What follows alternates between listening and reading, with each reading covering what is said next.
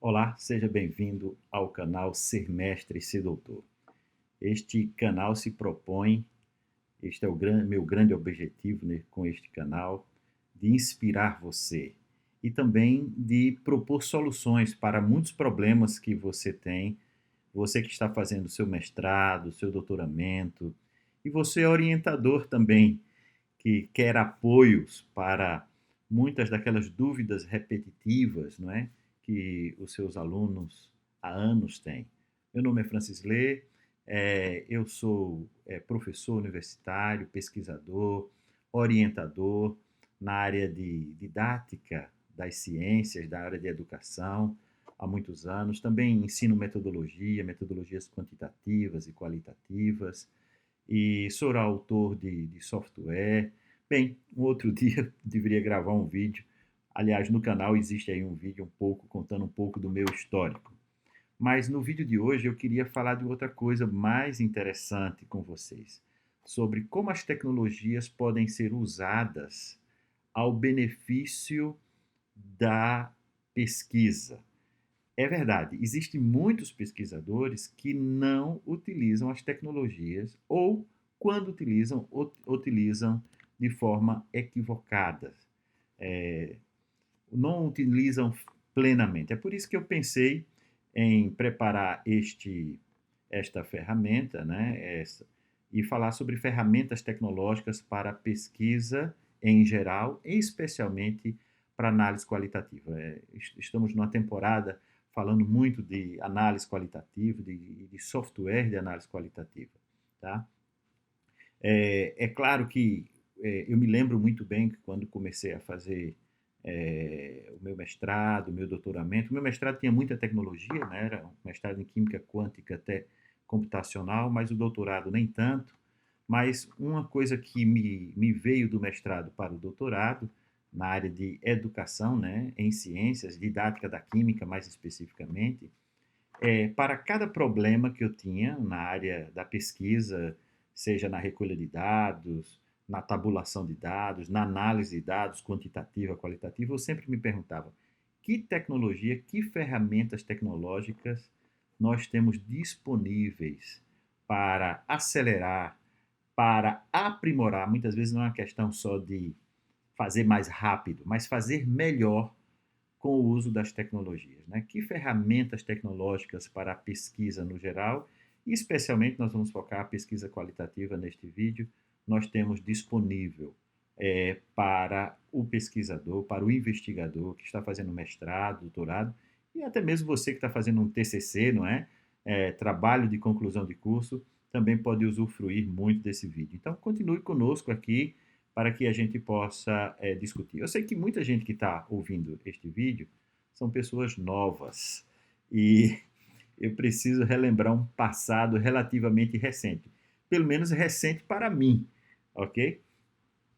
Isso é um recorte de jornal, que você encontra facilmente na internet, essa imagem, tá? Se você fizer uma busca, tecnologias antigas, e for na parte de imagens do Google, você vai se deparar com este recorte de jornal. Esse é um recorte de jornal muito interessante, porque tem numa mesma página coisas incríveis que marcaram uma época inteira em termos de tecnologia. Tá?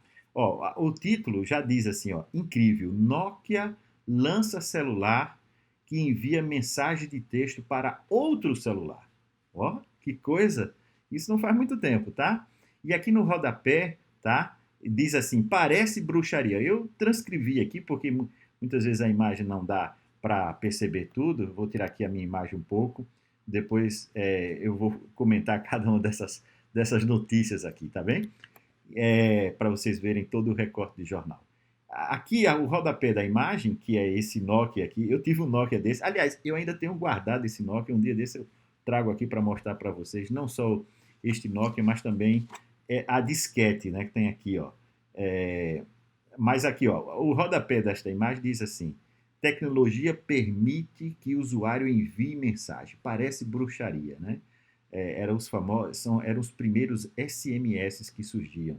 Aqui, outro destaque de notícia é IBGE, até ao final do ano, em cada 50 mil casas, um terá acesso à internet. Já pensou? Ou seja, ter acesso à internet era realmente algo muito privilegiado nessa época, tá? Dicas de hoje. E aqui uma dica muito especial.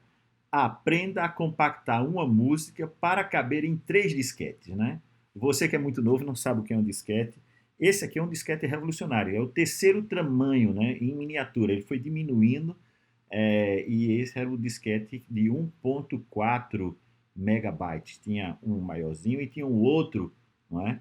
Para vocês perceberem, essa não faz muito tempo, tá? Um passado relativamente recente, não é? Para você colocar uma música de 4, 5 minutos, você tinha que compactar o arquivo e usava 3 disquetes desse tamanho. Eu acho que devo ter aí guardado em alguma caixa um disquete desse. Num próximo vídeo até trago para mostrar para vocês também. Mas vocês podem encontrar no museu isso. Em falar em museu e coisas que a gente encontra em museu, toda cidade que eu vou no mundo, eu sempre procuro um museu de ciência, né? E eu estive agora não, esse ano de 2020 foi um ano difícil, né? Ninguém quase viajou, mas há 2 anos atrás estive em Berlim e procurei logo o Museu de Ciências lá. E eu descobri lá no Museu de Ciências de Berlim que tinha na vitrine lá um palme. Eu disse assim, eu tenho um desse em casa, né, guardado na caixa. Eu acho que eu tenho coisas aqui, dá para montar um museu já. Já está no museu muitas dessas peças, dessas relíquias. Ou seja, quer dizer que eu tenho um celular desse Nokia guardado, eu tenho um disquete também, né? Não tenho uma máquina de datilografia, né? Aliás, a manchete diz aqui, especialista alerta. Quem não tem curso de datilografia ficará de fora do mercado de trabalho. Veja, é um passado relativamente recente, né? Agora, aqui, deixa eu tirar aqui o meu vídeo da frente para vocês enxergarem completamente. Cresce o número de TV a cores, né? Uma TV de tubo aqui. Estamos mesmo no limiar da TV a cores. E, bem, isso é um passado relativamente recente. Eu quero dizer que nesta época, nós das ciências humanas e sociais, da sociologia, da saúde e de muitas áreas, nós já fazíamos pesquisas científicas muito relevantes e usávamos essas tecnologias que vocês estão vendo aí, tá? Usávamos sim a máquina da datilografia. Eu me lembro que minha mãe, quando eu era adolescente, me colocou no curso de datilografia, uma máquina. Então, nas cidades do interior do Brasil, e no Brasil em geral naquela época, existiam as escolas de datilografias, que nada mais era do que um grande salão com várias máquinas mecânicas, máquinas elétricas, máquinas grandes, máquinas pequenas, as máquinas portáteis. Então você pagava uma mensalidade e ia lá todos os dias, tinha um manual que você seguia e fazia datilografia. Eu lembro que eu fiz a primeira semana, a segunda semana, para aprender a colocar os dedos nas teclas certas, não cruzar a mão e aprender como é que dominava um teclado de datilografia, né? Afinal de contas, o especialista disse aqui, né, nessa notícia, que quem não tem curso de datilografia ficará de fora do mercado de trabalho. Então, minha mãe sabiamente me colocou lá no curso de datilografia. Então, fiz uma semana, aquilo era muito chato. Eu fazia plá, plá, plá, plá, espaço, depois plá, plá, plá com a outra mão, espaço. Na outra semana, eu já estava nas letras, nas palavras e digitava várias vezes repetida a palavra casa, espaço. E depois, na outra semana, foi aumentando frases e tal. Lá para a terceira, quarta semana, eu disse, minha mãe, eu não aguento mais ir para o curso de datilografia. Se eu tiver que viver de datilografia, eu já sei que eu vou passar fome, eu arranjo outra profissão na minha vida, né? Parecia que era uma profecia aos inversos que eu estava fazendo de mim mesmo, né? Ela compreendeu e disse, não, a sua tia tem uma máquina de datilografia, ela lhe empresta, você faz exercício em casa. Então, peguei o livro e fiz alguns exercícios, ainda fiz mais umas semanas desse exercício, nessa máquina de datilografia portátil que a minha tia tinha, foi emprestada lá em casa, para eu não ter que ir na escola de datilografia. não imaginava eu que ia passar a minha vida inteira, né, na frente de um teclado. E a primeira vez que eu tive na frente de um teclado, de um computador, eu olhei para aquilo e digo, opa, isso me é familiar. É, isso deve funcionar como a máquina da datilografia. E aquele pensamento minimizou o meu terror, né, de estar diante de um computador. E eu só descobri rapidamente que aquilo fazia muito mais, já naquela época, do que uma máquina de datilografia faria. Bem, é bom lembrar tudo isso, porque eu estou fazendo principalmente você que é muito novo, né? Quem é daqui da minha idade, é um pouco mais velho, orientador como eu, há mais de 15, 20 anos, vai lembrar dessas. Por que eu estou lembrando? Porque muitas vezes as facilidades tecnológicas que nós temos hoje fazem nos esquecer de como tirar vantagem plena delas e como há tão pouco tempo nós não tínhamos, mas mesmo assim fazíamos excelentes trabalhos. Hoje, com as tecnologias, nós podemos fazer mais. Ou seja, a sociedade evoluiu, não é, tecnologicamente e influenciou a pesquisa. E vice-versa, a pesquisa, né, em todas as áreas, nas áreas das engenharias, e também influenciaram a sociedade. Essa mudança é uma via de mão dupla, tá? Em tudo isso, né? Ou seja, se os métodos e técnicas de pesquisa avançaram, já não devemos utilizar as mesmas ferramentas sob pena de ficar defasados em relação a outros pesquisadores do mundo. Você sabe que existem linhas de pesquisa muito, muito caras no mundo. Essas linhas de pesquisa, elas desafiam o orçamento, vamos dizer assim, né? Você quer fazer síntese orgânica, caracterização, você tem que ter um RMN, você tem que ter, quer fazer física nuclear, tem que ter um acelerador de partículas. Então tem áreas verdadeiras que verdadeiramente caras e que até países inteiros juntam-se, né, para construir um grande telescópio para fazer pesquisa na área da astronomia. Mas na área das ciências humanas e sociais, eu posso te dizer, sem sombra de dúvida, que as tecnologias são cada vez mais acessíveis e disponíveis, tá? Para se fazer pesquisas avançadas em diversos contextos, em diversas áreas do conhecimento. É, Na área de educação, por exemplo, fazer pesquisa na área da educação, fazer pesquisa na área de sociologia, antropologia, muitas áreas das ciências humanas e da saúde, você tem disponível hoje aqui no Brasil, em qualquer região, através de acesso à internet e com um pouco mais de esforço, as mesmas tecnologias ou os mesmos acessos tecnológicos que teria um pesquisador em Harvard, em Oxford, em, sei lá, em grandes universidades do mundo. É muito importante lembrar disso, tá? Então, usar ou não as tecnologias é muito importante que vocês compreendam isso. E este vídeo é para vos alertar disso. Por quê? Como eu vou falar mais adiante, muitas vezes nós usamos a tecnologia, mas não usamos plenamente, de forma adequada. Existem ferramentas adequadas para uma função e outras para outra. É isso mesmo. Porque se você perguntar qual é a melhor ferramenta, a pergunta que vem a seguir é: melhor para quê? Melhor para quê? Olha, eu tenho aqui uma chave de fenda e aqui eu tenho uma faca de cozinha. Eu não sei, é, eu não sei se você já fez o que eu fiz, né? Pegar uma faca de cozinha para apertar um parafuso. Dá para fazer isso? Dá, né? Uma faca de cozinha, não essa que tem aqui uma ponta pontiaguda, né? Tem umas que são mais arredondadazinhas, funciona, mas não é tão agradável, você escorrega da mão, demora muito, pode se ferir, tá? É melhor uma chave de fenda, não é? Dependendo uma chave estrela, dependendo do tipo de parafuso que você tem na sua frente. Ela tem que ser adequada. Qual é a melhor ferramenta? É a ferramenta mais adequada. Mas se você quiser passar manteiga no pão, é muito melhor uma faca de cozinha, tá?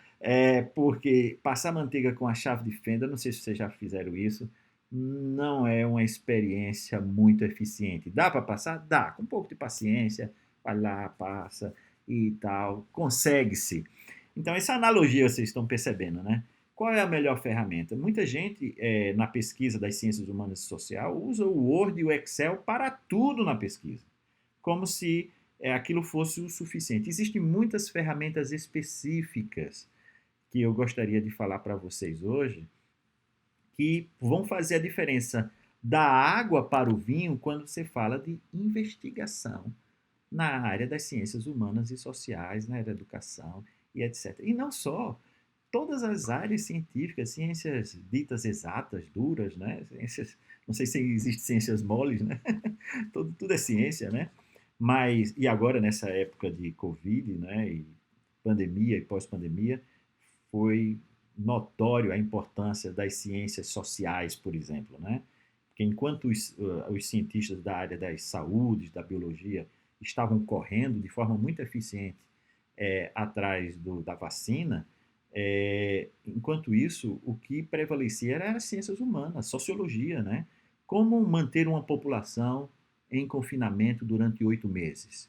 Quais são os traumas que isso acontece? Aí vem os pesquisadores na área da psicologia para trabalhar tudo isso. Então, é um desafio, tá? E cada vez mais essas ciências têm alcançado o seu espaço e a sua importância, diminuindo o preconceito que muitas vezes alguns cientistas têm em relação a outros, achando que existem cientistas de classe A e cientistas de classe B. Bem, qual é a melhor ferramenta para fazer pesquisa? Melhor para quê? Não é? Você vai apertar um parafuso, ou você vai passar manteiga no pão, ou você vai abrir uma garrafa. É melhor um saca-rolha, né? Claro, existem ferramentas tipo canivete suíço, né? Que dá para muita coisa. Esse canivete aqui dá para passar manteiga no pão, com esta ponta, né? E com a outra dá para fechar apertar um parafuso, e a outra dá para fazer um saca-rolha. E tem outras coisinhas aqui mais, né? Abrir uma tampa de uma garrafa. Bem, mas hoje nós temos ferramentas muito, muito específicas. Mas se eu perguntasse para vocês, as ferramentas, elas podem ser usadas desde quando? Em que etapa? Quando é que eu começo a usar as tecnologias na minha pesquisa? Eu gosto desse quadro, eu já fiz outros vídeos, eu vou fazer muitos vídeos usando esse quadro, vocês vão enjoar de me mostrar esse quadro, porque esse é um quadro genérico, né? Eu mostro outros modelos não lineares, mais concisos, mais abertos, sobre etapas e fases da investigação, mas eu gosto desse, são 7 etapas. Começando da definição do problema e terminando em publicação. Sim, porque você não completa um ciclo de pesquisa se não tiver a publicação. Você não pesquisa para botar debaixo do colchão e servir de almofada, né? E de massagear o seu ego. Não, você pesquisa para ser útil à sociedade, para publicar. Então, quando é que eu começo a usar as tecnologias? É fácil responder essa pergunta. Eu começo desde o início. Quando eu penso em definir o problema de pesquisa, não é? As famosas questões de investigação e objetivos de investigação geral, não é? Se a investigação é quantitativa, depois podemos falar disso, e tem um desenho que tem testes de hipótese, eu poderia então usar o teste de hipótese, né? E aí eu venho a revisão da literatura, tem esse movimento pendular aqui. Esse movimento pendular em leitura da fundamentação teórica, da revisão da literatura, aqui eu já começo a usar a tecnologia, né? Quando eu abro o Word e começo a digitar ali umas primeiras ideias, um rascunho, eu já estou usando uma tecnologia, o Word. Sim, é verdade. Porque muita gente pensa que o Word não é uma grande tecnologia, é uma excelente. O Word ou qualquer editor de texto, tá? Os gratuitos, os do Google que está online, hoje temos muitos editores de textos interessantes, o Pages do Mac, etc. Eu lembro na época da máquina de datilografia, não sei se você lembra, aqui, ó, aqui é a máquina de datilografia, quando você tinha que escrever uma emenda de um parágrafo, você datilografou uma página inteira, não é? Você queria acrescentar uma frase, uma simples frase, não tinha jeito, não é? Você tinha que datilografar tudo de novo, acrescentar a frase que você queria acrescentar no ponto que você queria, no meio do parágrafo, no final do parágrafo, depois digitava tudo de novo e o que sobrasse no final ia para a próxima página. É tão trivial isso, né? Mas a gente precisa lembrar que hoje um simples Word abre caminho de flexibilidade, de escrita, de reescrita. Antigamente se fazia tudo isso de forma morosa, não é? Escrita à mão, datilografada, reescrito, marcado com canetas coloridas, né? Então, quando é que as tecnologias podem ser usadas? Bem, as tecnologias podem ser usadas desde a elaboração do projeto, tá? Então, veja, um projeto de pesquisa, se você está começando o mestrado ou o doutorado, está no meio, está no final, não importa. Você facilmente poderá compreender que você está entrando num projeto que tem pelo menos dois participantes, você e o orientador, tá? Então, uma equipe de projeto. Então, tem que haver gestão do projeto de pesquisa, tá? Essa parte é fundamental. Um outro vídeo vocês podem encontrar no canal, onde eu falo mais profundamente sobre isso, e eu vou dar aqui algumas luzes sobre isso, tá?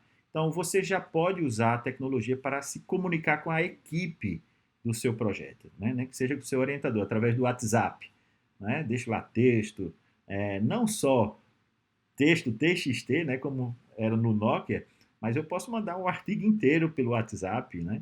Eu estou lembrando coisas óbvias para que isso se torne intencional. Onde é que as tecnologias podem ser úteis? Já é útil desde a elaboração do projeto, tá? Softwares mais diferentes, né? A Asana, que é um software de gestão de tarefas, escrita colaborativa e partilha de dados, Google Docs. Que coisa maravilhosa, né? Você escreve, tem 10 pessoas escrevendo no mesmo documento, você vê as pessoas escrevendo juntos, você pode deixar comentários, etc. Bem, alguns anos atrás, uns 4, 5 anos atrás, lá na Universidade de Aveiro, juntamente com outros colegas da universidade, especialmente a professora Isabel Alarcão, nós criamos essa plataforma online, que é um software online, chamado IARS, em homenagem ao nome dela. Outro dia eu posso depois falar um pouco mais sobre o IARS, Isabel Alarcão Research Software. O que é isso? Isso aqui é um Trello, né? Eu podia ter colocado aqui o símbolo do Trello aqui nesse PowerPoint, da pesquisa, que você tem lá várias dimensões. Eu vou mostrar aqui rapidamente para vocês essas 4 dimensões. Isso é digno de um outro vídeo, a gente comentar com mais atenção, tá? Isso tem a ver com a gestão, organização e gestão do projeto, tá? E elaboração do projeto, isso é uma dimensão. A outra dimensão é comunicação e interação, tem a ver com essa ferramenta também. Gestão do processo de pesquisa, tá? Porque muita gente faz o projeto e acha que, pronto, guarda na gaveta, foi para cumprir o requisito, né? E nunca mais se lembra dele. Então, o IARS te ajuda na gestão do processo. E a coerência interna e visão sistêmica. Isso é um desafio muito grande. O IARS tem ferramentas para te ajudar na gestão do processo de pesquisa, tá? Eu não tenho muito tempo aqui para falar do IARS, mas eu vou mostrar aqui rapidamente para vocês o IARS aqui aberto num projeto, tá? Você cria aqui um novo projeto, pode abrir uma conta lá gratuitamente para testar o IARS, ia-rs.com. Vai aparecer o nome do projeto, você vai criar um novo projeto, vai colocar resumo, etc. E aqui vai ter um conjunto de ferramentas para você definir com questões orientadoras, com textos de orientação. É como se fosse um orientador virtual que te ajuda a lembrar das principais partes do projeto. Existem coisas interessantes, não tenho aqui muito tempo para falar desse projeto, né, do IARS, mas é uma ferramenta que nós usamos, então, quando nós estamos elaborando um projeto. O IARS, Isabel Arlacão Research Software, ia-rs.com. Dá uma visita lá, olha lá um pouco, a tecnologia já pode ser usada para isso, tá? Eu costumo dizer que se você não se prepara e se organiza, você está se preparando para o fracasso. Subestima, por exemplo, algumas fases. O IARS te ajuda a programar as fases, por exemplo, fases de recolha de dados, de análise de dados. Então, o IRS ele é como se fosse um Trello, né? Asana, que te ajuda, mas pensado nas tarefas específicas, inclusive te ajudando, sugerindo tarefas iniciais. Claro, é aberto. Você, com o seu orientador, com a sua pós-graduação, pode acrescentar dimensões, tirar dimensões, tá? Existe uma matriz básica de tarefas, mas essas podem ser acrescentadas, tá? Ou seja, é matriz aberta o IARS para o teu trabalho pleno. Ok? Então, quando é que as tecnologias podem ser úteis? Pode ser útil desde a elaboração do projeto, desde o início de tudo isso. Existe ferramenta específica para isso? Existe, tá?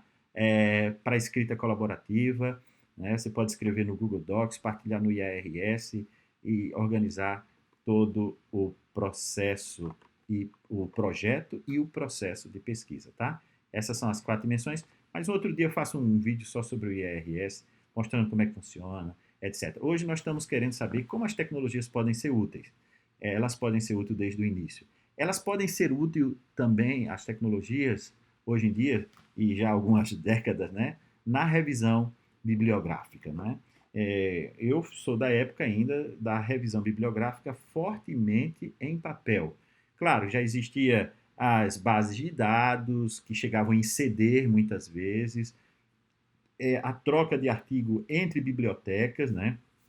No Brasil existe um sistema, coisa de 25 anos atrás, que as bibliotecas do Brasil inteiro emprestavam referências, né, umas para as outras. E como é que funcionava essa troca? Era no correio mesmo, né?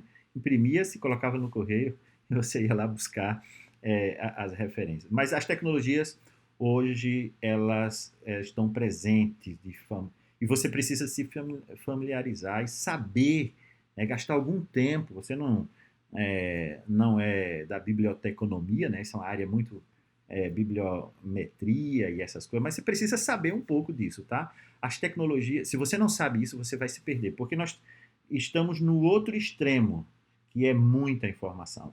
E excesso de informação é falta de informação. Se você não sabe usar as tecnologias para filtrar a informação, fazer busca, selecionar a informação, analisar a informação e avaliar essa informação e usar de forma apropriada, você deixou de desenvolver isso que eu acabei de escrever, uma competência fundamental de um mestre e doutor que chama-se literacia da informação ou alfabetização da informação, como nós gostamos de chamar no Brasil.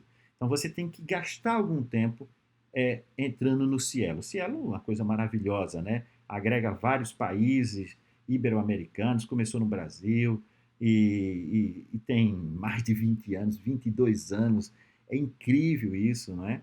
E como isso chamou a atenção do mundo, das grandes empresas como a Thomson, que percebeu o potencial da Cielo, e muitas revistas estão indexadas agora no, é, no, na Thomson, né, nessa grande empresa norte-americana, detentora de muitos artigos de referência, Web of Science, PubMed, etc, etc.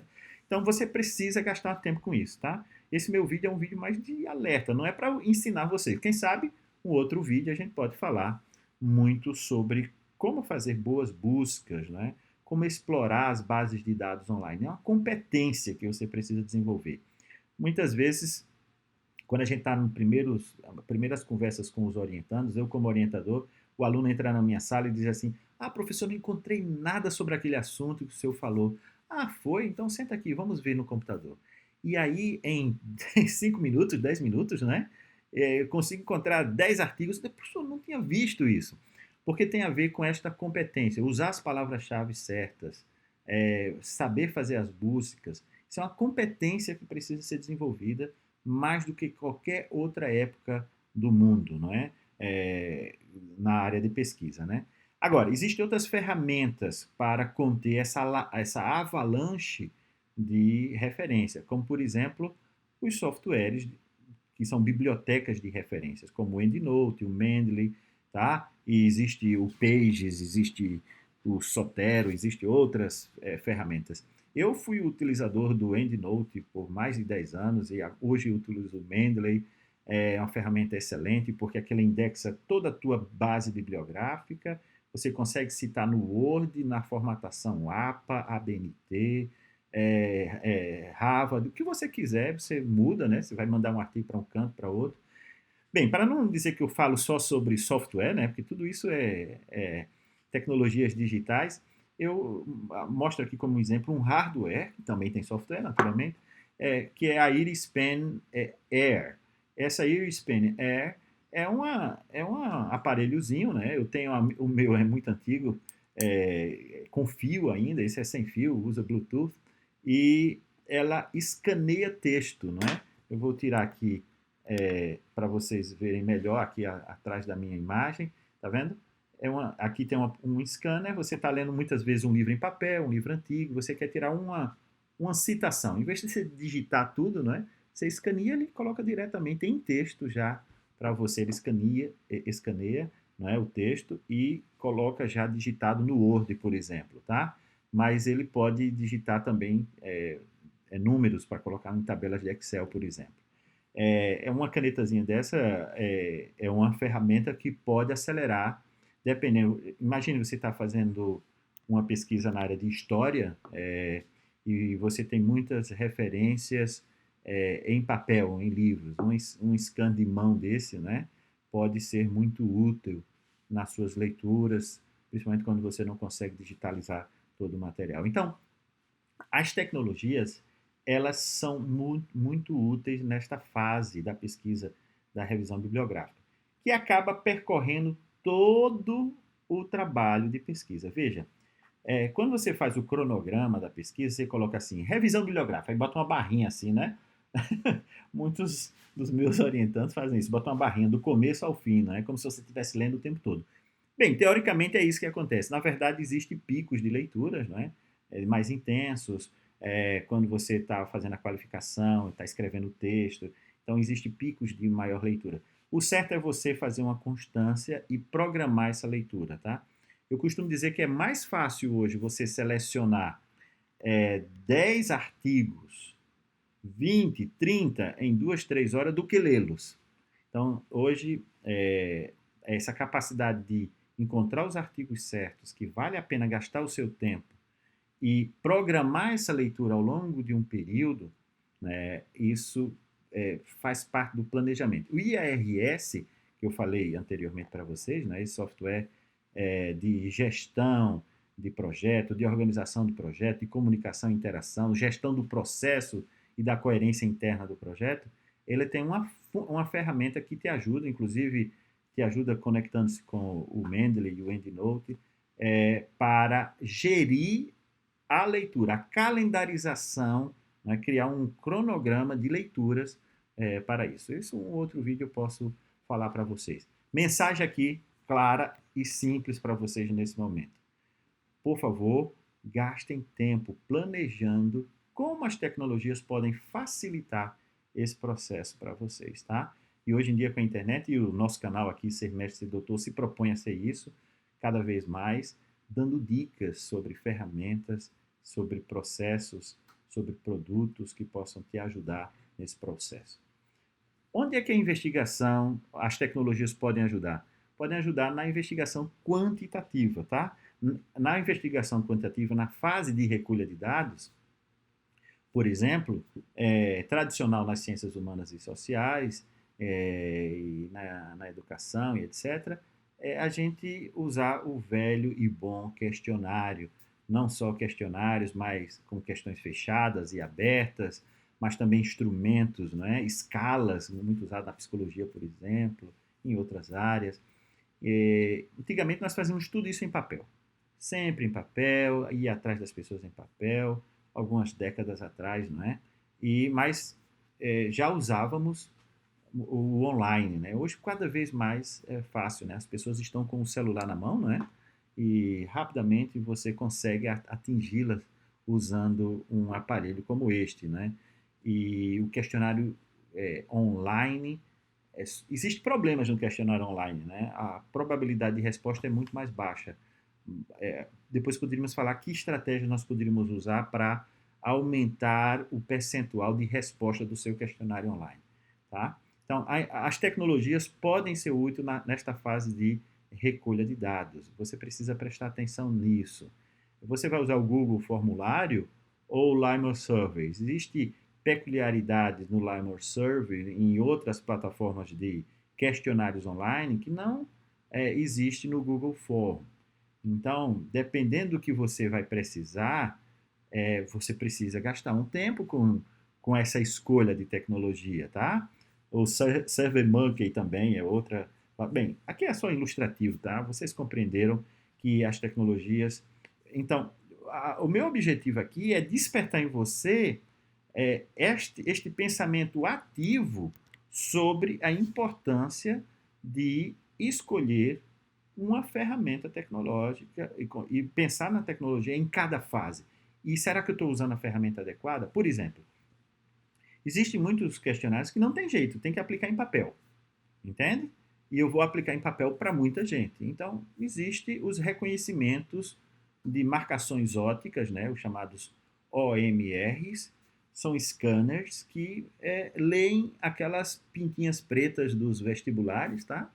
E pode estar associado a um questionário em papel que você aplica e rapidamente recolhe esta informação numa matriz de dados para ser analisado. Então, você precisa ser ativo e planejar isso. Como é que vai ser? Como é que eu vou ter acesso? Esse questionário online será eficiente ou é melhor ir atrás das pessoas com o questionário em papel? Esse questionário serão só questões fechadas ou terão questões abertas também? Qual é o custo de digitar e digitalizar, não é? E de fazer reconhecimento e tudo isso. Então, as tecnologias hoje não podem ser dispensadas quando você vai fazer pesquisa, não é? Senão você pode gastar o dobro do tempo, não é? Do que você gastaria e estar em desvantagens em termos de qualidade e de eficácia e eficiência no seu processo de pesquisa. As tecnologias também podem ser usadas na investigação quantitativa na fase de tratamento de dados. Tá? É claro, aqui nós vamos falar principalmente software de tratamento estatístico, né? Existe o famoso Excel, né?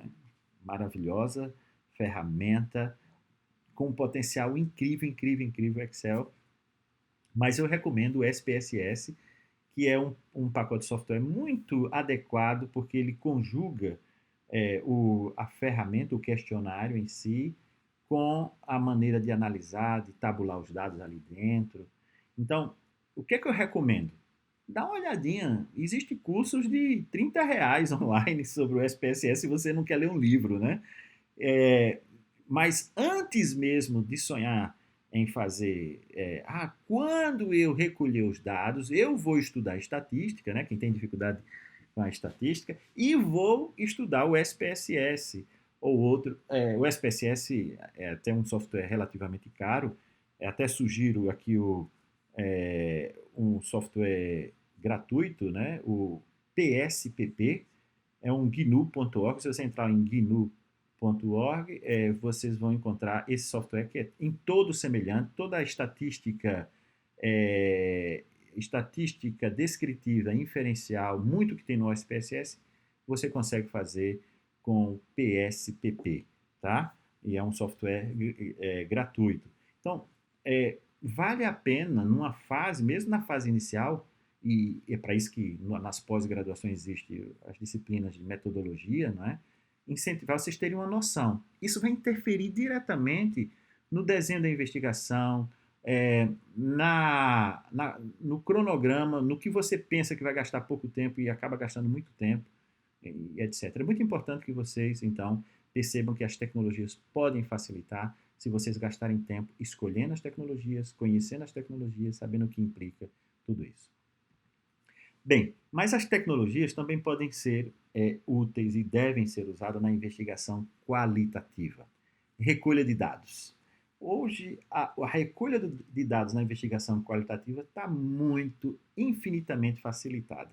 E agora, nesse ano que passou, né, o ano de pandemia, nós vimos que as sessões do Zoom gravadas, de interações de professor com alunos em sala de aula, uma excelente fonte para investigação qualitativa, onde a recolha de dados era assim, imediata, né? Você ia gravar a sessão no Hangout, né? Gravou a sessão, está tudo ok, está ali disponível.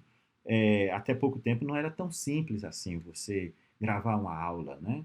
Hoje também tem os seus desafios, mas hoje com o celular, né, um smartphone, você consegue gravar uma aula inteira e etc. Mas como é que você vai gravar essa gravação digital de áudio, de vídeo, tá? E as tecnologias elas são muito úteis, não é? E na hora de transcrever, não é? Na investigação qualitativa muitas vezes nós precisamos do texto. Quando a gente pensa em análise de dados na investigação qualitativa, pensamos na hermenêutica, não é? O texto é muito importante na hermenêutica, não é? Na análise de conteúdo e etc. Então, você pode ter dois tipos hoje de transcrição, a transcrição humana e a transcrição robótica. Veja, quando eu falo da transcrição humana, isso quer dizer que eu, como pesquisador, eu posso delegar para uma outra pessoa ouvir a minha entrevista. Imagina, eu fiz uma entrevista, eu sou pesquisador, ou gravei uma sessão de sala de aula, um grupo focal com várias pessoas, eu pego essa gravação e dou para uma pessoa terceira, pago a ela, ela transcreve. Ora, essa pessoa vai trazer o texto digitado, né, datilografado, fiquei com vontade de dizer agora, né, digitado, e você vai necessitar ouvir a gravação e corrigir toda a transcrição. O que eu chamo de corrigir? Não é bem corrigir, é validar a transcrição. Eu estou falando de transcrição humana feita ou por você ou por alguém. Se você delegar, você vai ter que ouvir. Você não pode começar a análise. Por quê? Porque a própria transcrição humana já é uma análise. Por que já é uma análise? Porque as pessoas, quando falam, não falam dizendo ponto e vírgula. Naquele dia ensolarado, vírgula, eu estava de pé diante do não sei o que, ponto. Ninguém fala assim. Então, pela entonação que as pessoas vão falando, eu vou supondo que ali é uma vírgula, que ali é um ponto, e a gente sabe que em português, ou em qualquer língua, né, a vírgula no lugar errado pode, inclusive, subverter, inverter o sentido do que a pessoa gostaria de falar. Tanto é que isso é um outro processo de validação, que é pegar a entrevista transcrita e devolver para o entrevistado, para que ele possa dizer, não, foi isso mesmo que eu disse, era isso que eu queria dizer, não, não era bem isso, aqui tem uma vírgula, e aqui tem um ponto, e essa frase eu não quero dizer mais isso, eu quero dizer essa outra, e remenda.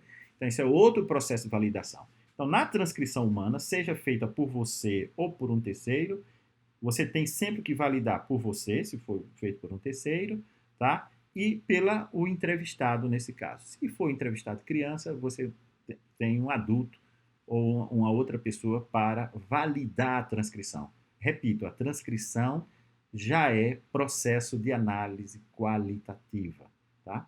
Mas hoje, graças a Deus, graças ao desenvolvimento do reconhecimento de voz, nós temos as transcrições robóticas. Isso era o santo grau da tecnologia, no geral, mas especialmente para as ciências humanas e sociais. Nós gostaríamos de pegar a nossa gravação em MP3, né, ou em qualquer outro formato, colocar lá e sair o texto, né?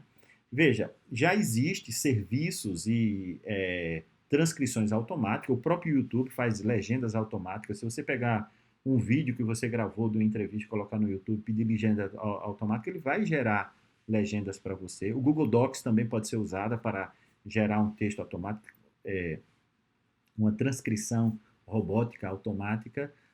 Basta você colocar Google Docs, depois eu posso colocar no comentário deste vídeo um link das instruções de como transcrever áudio no Google Docs. Mas se você escrever como transcrever áudio no Google Docs, vai ver lá uns passozinhos, as instruções de como configurar o seu computador para que você coloque lá o áudio, né? O MP3 da sua entrevista e ele faça uma primeira transcrição. Atenção, e agora eu vou mudar de tela para poder falar com você. Uma primeira transcrição, seja transcrição humana, seja transcrição robótica, o que é que você vai precisar? De processos de validação, tá bem? Não dá para você fazer a transcrição humana ou robótica e começar a analisar, a codificar e a colocar em software de análise, já vamos falar disso a seguir. Você precisa validar isso. Primeira validação, transcrição robótica, você vai conferir. Tem muitos erros, tá? As transcrições robóticas são cada vez melhores, são muito boas em inglês, mas as transcrições, sejam humanas, sejam robóticas, precisam ser validadas pelo pesquisador. Claro, depois da transcrição, manda para o entrevistado para ele poder validar tudo isso, tá bem? É isso que manda o figurino nos processos de fidelidade, de validação, para aumentar a confiabilidade da sua pesquisa na investigação qualitativa. Dá vontade de falar um bocado de coisa sobre isso, etc. Mas esses pequenos detalhes depois precisam ser descritos no capítulo de metodologia do teu artigo, da tua dissertação de mestrado, da tua tese de doutorado, ok? Então, repetindo, transcrição com inteligência artificial, né? Vou até colocar aqui assim, ó, inteligência artificial, também chamada de transcrição robótica, né? Ela é uma bênção, mas não dispensa, ainda não dispensa, vai demorar muito tempo ainda para dispensar a inteligência humana. Veja, existe a transcrição humana, ninguém me perguntou, mas eu vou falar aqui, tá aqui, ó, são os pedais, tá? Eu, na transcrição humana, recomendo esse Express Scribe Transcription Software. É um software, custa bem baratinho, você instala no seu computador, coloca os fones, né? E ele usa ou atalhos para você fazer play, voltar atrás, porque quem transcreve, não sei se você já transcreveu, eu já transcrevi muitas entrevistas, porque também trabalho com investigação qualitativa, você muitas vezes precisa voltar muito para ouvir, reouvir, o que foi que ele disse mesmo e tal. Então, tem o play, tem o voltar para trás, o play e voltar para trás. E esta empresa, Express Scribe Transcription, se você colocar essa expressão lá, vai encontrar facilmente o Express Scribe. Eles vendem também uns pedais, você coloca o pedal, esse pedal aqui vai para frente, é o play, e esse pedal é para voltar. Então, você fica com a mão livre para digitar. Então, uma pessoa hábil, com habilidades, consegue, então, transcrever rapidamente, tá? Do ponto de vista humano. Existem muitos sites na internet que, inclusive, oferecem esse serviço. É um serviço relativamente caro hoje ainda. Mesmo a transcrição robótica é um pouquinho mais barata, eles cobram por hora, e a transcrição humana eles cobram por minuto. Aí vocês já viram a diferença, né? Bem, as tecnologias podem ser úteis, é bom que você conheça. Se você vai fazer uma investigação qualitativa, quantitativa ou mista, você conheça essas ferramentas, para que você não se pegue fazendo uma tarefa que poderia ser feita em 2 horas e você está 2 dias fazendo aquilo, entende? Eu sei o que é isso, porque na minha época eu tinha na minha época de doutoramento, por exemplo, que no mestrado eu não fiz transcrição, né? Na minha época de doutoramento, eu tinha tantas entrevistas que eu fiquei com a metade eu mesmo transcrevendo, e para adiantar o processo, eu paguei para uma outra colega transcrever as outras entrevistas. Quando ela transcreveu, eu tive que conferir tudo, fazendo o processo de validação. É a primeira etapa, tá? De validação da entrevista para poder aquilo ficar bom. Isso leva muito tempo, tá? Hoje, se eu tivesse transcrição robótica, naquela época, né? Esse processo seria um pouquinho mais barato do que a transcrição humana e eu teria acelerado o meu trabalho usando a validação apenas e não a transcrição direta. Porque quando você está ouvindo e acompanhando o texto e só dando pausa, né? Opa, aqui tem que corrigir. É mais fácil do que você play e volta para trás. Quem já transcreveu, você diz aí nos comentários, eu já transcrevi, eu sei o que é isso. Tá bem? E se tiver outras sugestões, tá? Tecnologia é isso, tá? Eu não tenho, por ousadia, neste vídeo, esgotar todas as possibilidades, tá? Tanto é que eu coloquei transcrição robótica, eu coloquei essa empresa aqui, o Google Docs e o YouTube Legendas Automáticas, mas existe, eu coloquei 3 pontinhos, existe muito mais tecnologias, não só de recolha de dados na investigação qualitativa. Hoje em dia, na investigação qualitativa, os dados que eram antigamente essencialmente áudio transcrito, hoje é áudio, é vídeo, sessões online, comentários de vídeos do YouTube, são dados, a gente chama de dados com potencial latente na internet. Isso é uma outra coisa que a gente poderia falar sobre corpos latentes na internet. Existe uma revista que eu recomendo, o Internet Latent Corp Journal, que publicam artigos qualitativos, quantitativos, mistos, mas com dados provenientes da internet, disponíveis na internet, tá? Então, a investigação qualitativa, ela é muito beneficiada, ela é acelerada, ela é aprofundada quando eu penso que ferramentas tecnológicas eu posso usar na fase que eu estou. Principalmente esta fase, que é a de tratamento dos dados.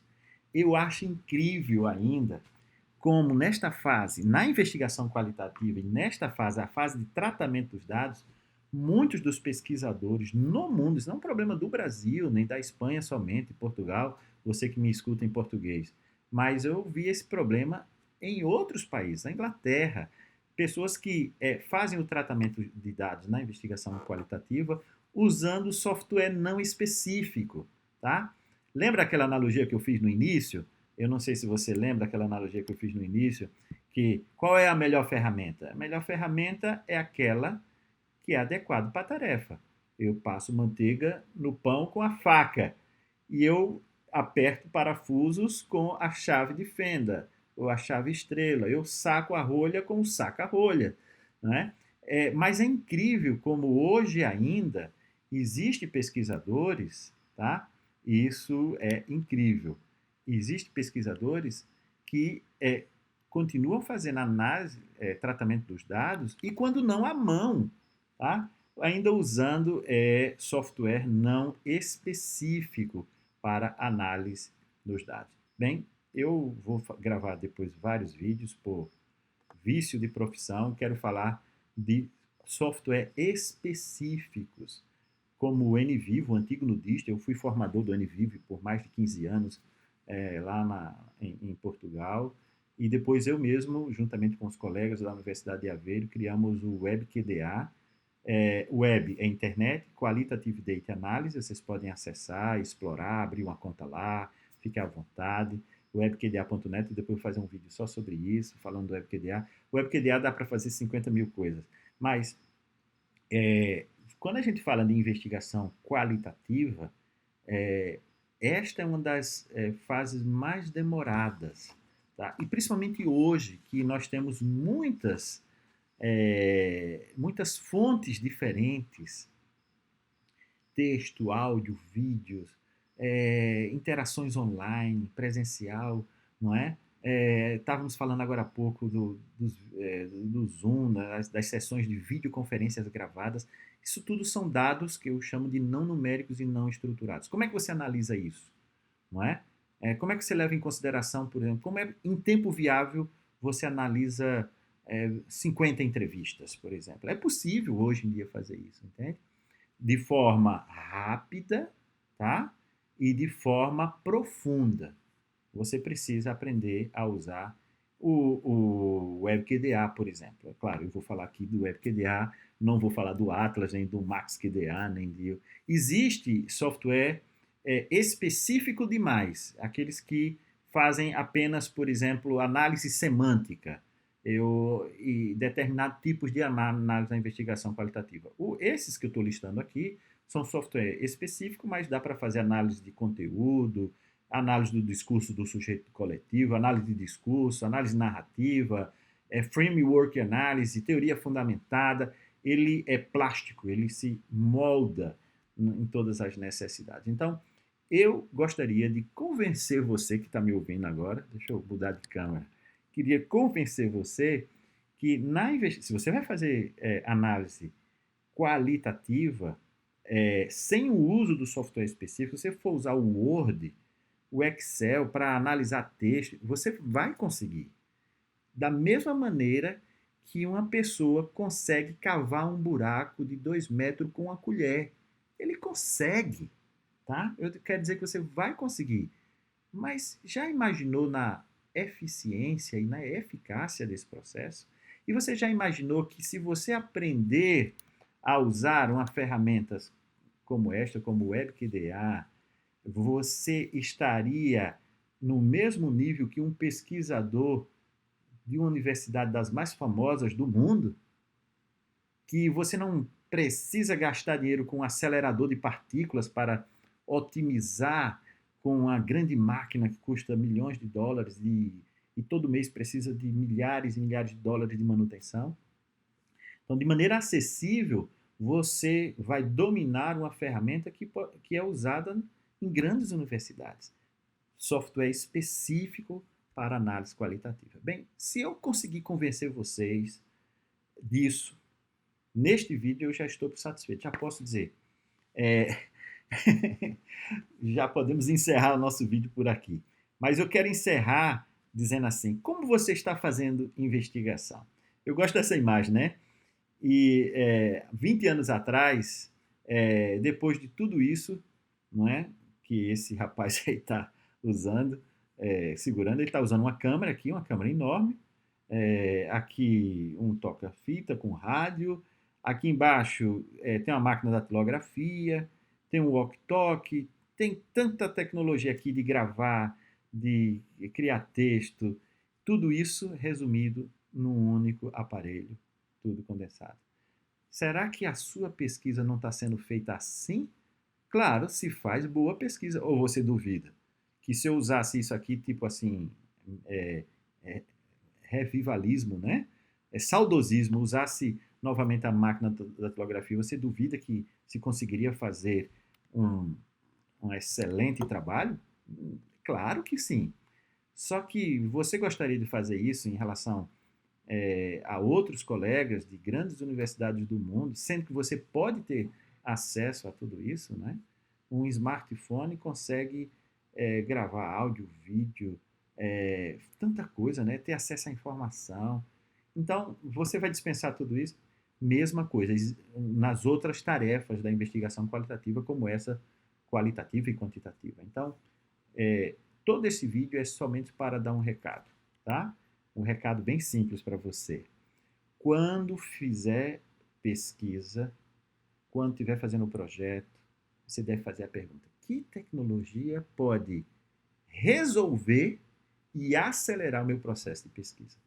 Bem, muito obrigado pela tua atenção, tá? Deixa teus comentários aí, responde essa pergunta que não quer calar, como está fazendo ou planejando fazer, você que está no início, planejando fazer, você já conhecia todas essas ferramentas, as possibilidades, tudo isso é normal para você? Não, isso aí é chover no molhado, ou tem alguma novidade aqui? Comenta, faz, por favor, dá esse feedback para a gente melhorar os vídeos do canal, por favor, te inscreve e coloca a notificaçãozinha do sininho para que toda vez que surgir vídeos novos, e vamos ter vídeos novos constantemente, você possa receber o aviso e possa desfrutar e partilhar com os colegas todos destas inovações. Comentem lá sobre como é que você está fazendo sua pesquisa, sua investigação, que ferramentas, que sugestões você daria à comunidade. Se inscreva na nossa comunidade do Facebook também, para que tudo isso seja um sucesso na sua pesquisa.